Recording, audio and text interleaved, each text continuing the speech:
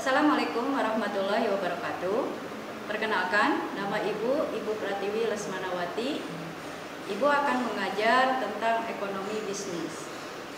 Kompetensi dasar yang akan kita pelajari hari ini adalah mengidentifikasi kebutuhan manusia. Apakah kalian tahu apa itu kebutuhan? Kebutuhan adalah segala sesuatu yang dibutuhkan oleh manusia.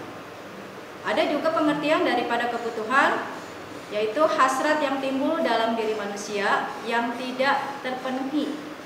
Karena apa? Karena untuk memenuhi kebutuhan kelangsungan hidupnya.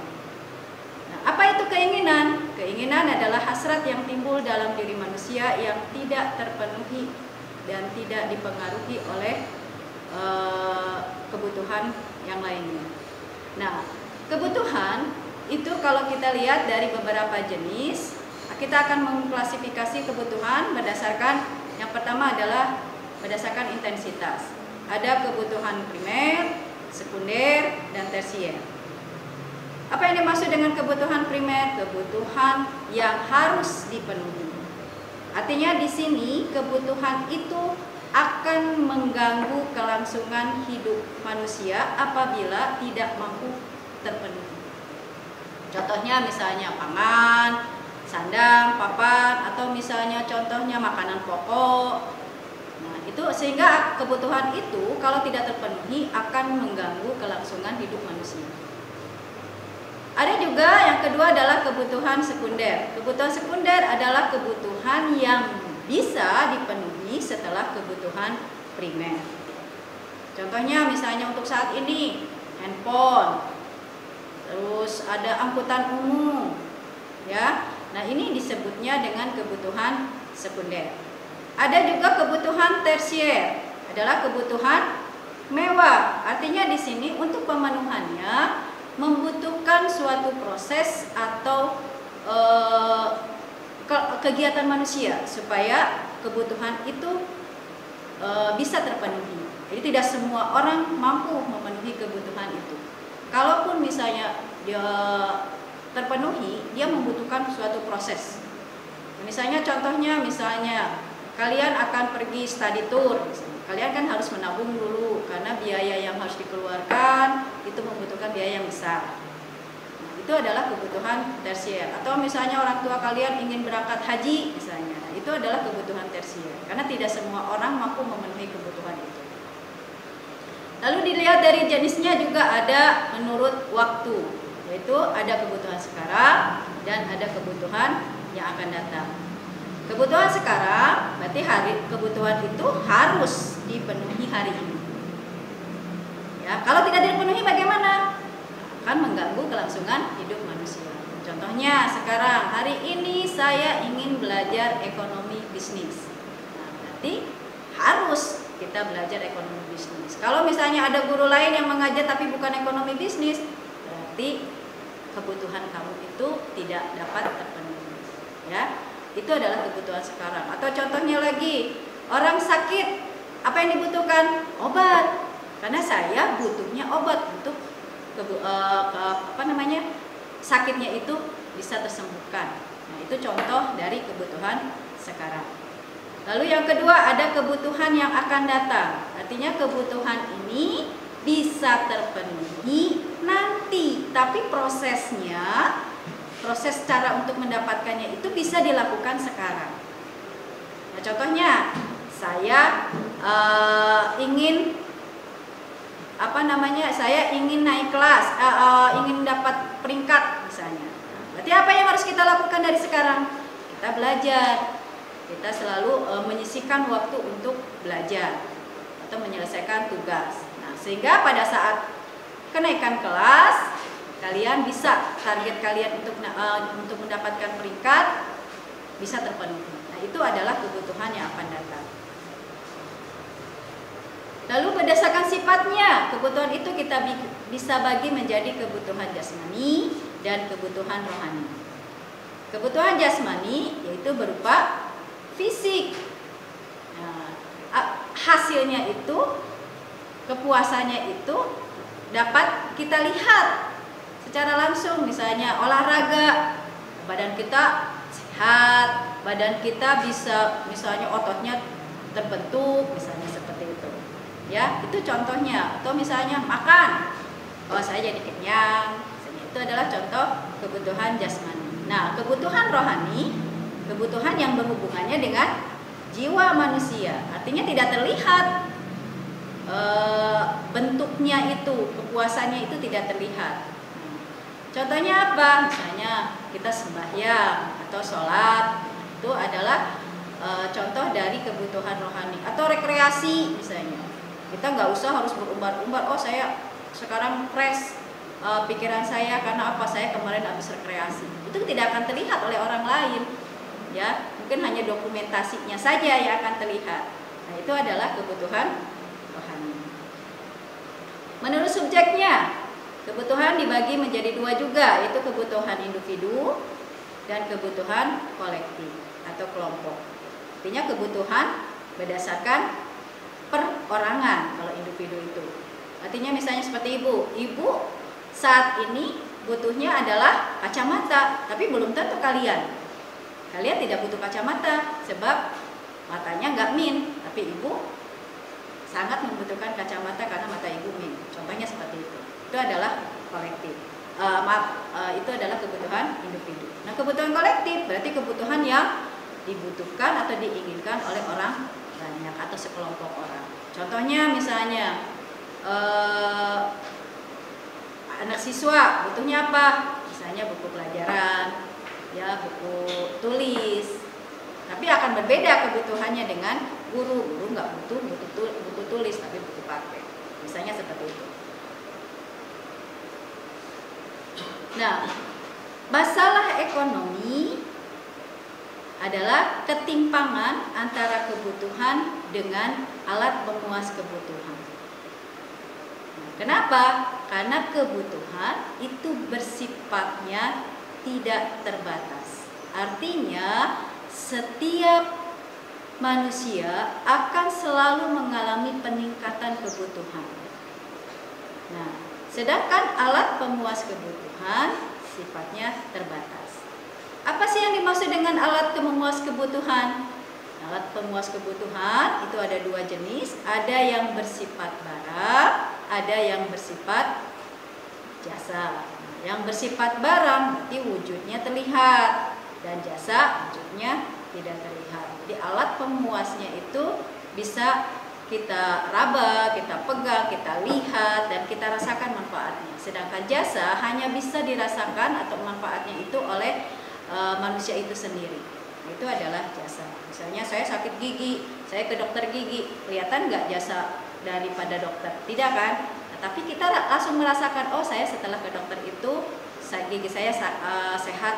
Nah, itu adalah contoh dari kebutuhan atau alat pemuas kebutuhan yang berupa jasa. Nah, yang selanjutnya adalah menurut cara memperolehannya. Ada barang ekonomi, ada barang bebas. Barang ekonomi adalah barang yang alat pemuas kebutuhannya harus melalui pengorbanan. Ya, misalnya saya butuh makanan, berarti saya pergi ke warung, saya beli, misalnya itu adalah berarti barang ekonomis. Atau misalnya saya mau ke Ciasem tapi menggunakan angkot, itu adalah berarti angkot itu adalah barang ekonomis. Artinya saya tidak bisa tidak dihasilkan oleh alam dan kita untuk mendapatkannya harus melakukan pengorbanan. Ada barang bebas. Barang bebas adalah barang yang alat pemuas kebutuhannya tidak harus melakukan pengorbanan. Kenapa? Karena jumlahnya sangat banyak. Contohnya, saya diam pun udara masuk ke tubuh kita. Walaupun kita coba tutupin juga tetap udara akan masuk ke dalam tubuh kita karena jumlah udara atau oksigen lebih banyak dibandingkan manusia. Nah, itu adalah contoh daripada barang bebas. Menurut kegunaannya, ada barang konsumsi, ada barang produksi. Barang konsumsi adalah barang yang siap pakai karena manfaatnya bisa langsung digunakan. Contohnya contohnya makanan, minuman, pakaian, itu bisa kita langsung manfaatkan. Nah, akan berbeda dengan barang produksi. Barang produksi adalah jenis barang yang berguna untuk menghasilkan barang yang lain. Contohnya bahan baku, misalnya mesin jahit. Nah, kain tidak akan bisa kita manfaatkan langsung, tapi harus dijahit dulu. Nah, yang menjahitnya itu menggunakan mesin jahit, itu disebutnya alat produksi atau barang produksi. Atau kalau petani cangkul misalnya, petani nggak bisa mengolah sawah misalnya, kalau menggunakan masih pertanian tradisional, berarti harus menggunakan cangkul. Itu adalah salah satu contoh barang produksi. Menurut proses produksinya ada barang mentah, barang setengah jadi, dan barang jadi. Barang mentah adalah bahan dasar untuk membuat barang lain. Contohnya kayu. Kayu kita bisa olah menjadi balok, misalnya balok-balok. Nah, akhirnya dirubah menjadi lemari. Itu adalah barang mentah. Atau misalnya kapas. Kita nggak bisa pakai kapas kan, tapi kita olah misalnya menjadi kain. Kain kita olah menjadi pakaian. Nah, itu kapas adalah barang mentah atau barang bahan baku. Nah, ada barang setengah jadi. Jadi sudah melalui proses pengolahan, tapi belum juga mampu digunakan untuk memenuhi kebutuhan manusia.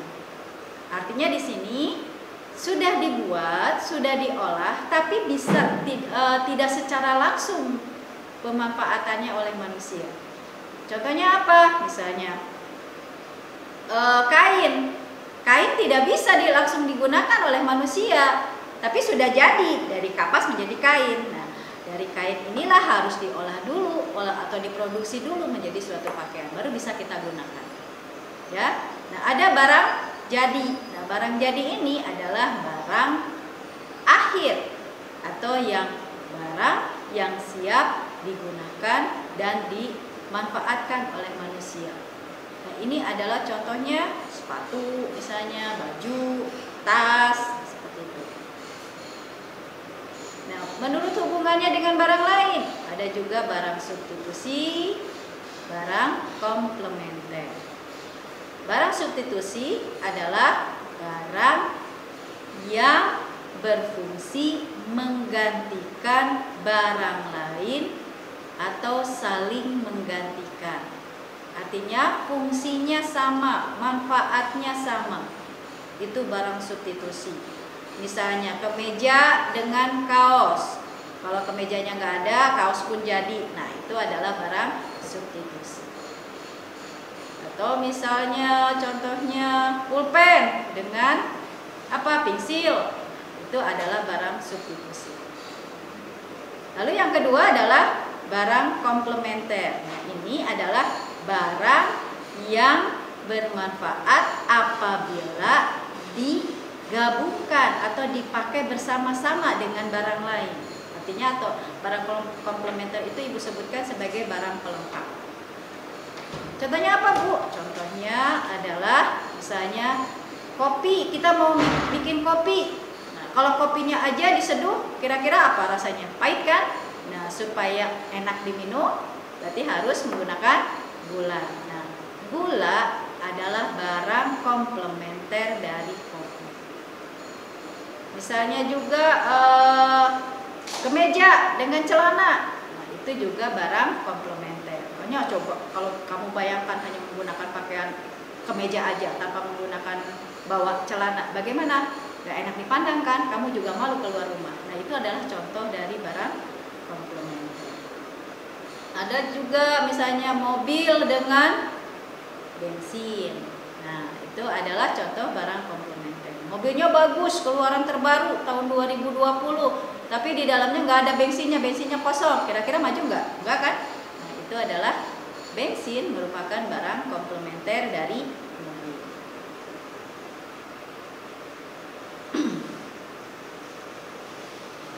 Nah, alat pemuas kebutuhan juga bisa kegunaannya sebagai bahan dasar. Di sini ada kegunaan. Ya, suatu alat pemuas kebutuhan kita bisa lihat tidak berdasarkan kegunaan daripada barang alat pemuas kebutuhan itu sendiri. Kegunaan yang pertama adalah kegunaan bahan dasar, atau dalam kata lainnya elementary utility. Artinya di sini suatu barang dirasakan kegunaannya karena memiliki bahan dasar tertentu. Nah, misalnya pasir kuarsa berguna karena mengandung bahan dasar untuk membuat kaca. Jadi pasir kuarsa itu bisa kita gunakan karena untuk membuat kaca. Nah, itu adalah kegunaan bahan dasar. Ada kegunaan bentuk atau form utility. Nah, barang atau alat pemuas kebutuhan itu akan memiliki nilai guna apabila dirubah barangnya atau bentuknya. Contohnya tanah, kita ubah menjadi bata. Kalau tanahnya aja kan nilainya murah, tapi kalau kita ubah bentuknya menjadi bata, nah, atau kita bakar dalam proses produksi, maka bata ini memiliki nilai jual yang lebih tinggi dibandingkan tanah. Itu adalah kegunaan bentuk. Atau misalnya kapas. Kalau kapas kan murah, tapi kalau kita ubah menjadi kain akan lebih mahal. Kain kita juga akan ubah menjadi pakaian. Harga kain dengan harga pakaian akan jauh berbeda. Pasti lebih murah kain dibandingkan pakaian. Itu adalah kegunaan bentuk. Nah, ada kegunaan tempat atau place utility. Jadi peningkatan nilai guna suatu barang terjadi jika berada di tempat yang tepat. Contohnya misalnya pasir di laut atau di pantai. Jumlahnya kan banyak, tentunya harganya pun murah.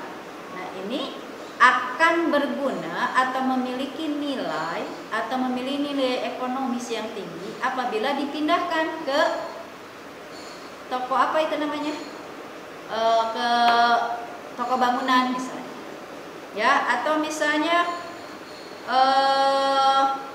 apa ya,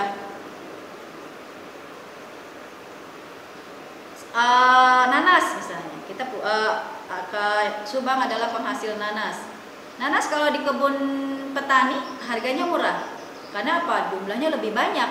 Tapi kalau kita olah menjadi manisan nanas, itu akan mahal harganya dan bisa dibawa ke kota dengan harga yang bisa memiliki nilai jual. Nah, itu adalah kegunaan tempat. Ada kegunaan kepemilikan atau ownership utility. Nah, di sini kegunaan ini, barang ini akan berguna kalau yang menggunakannya tepat. Misalnya cangkul akan bisa berguna kalau dipegang oleh petani.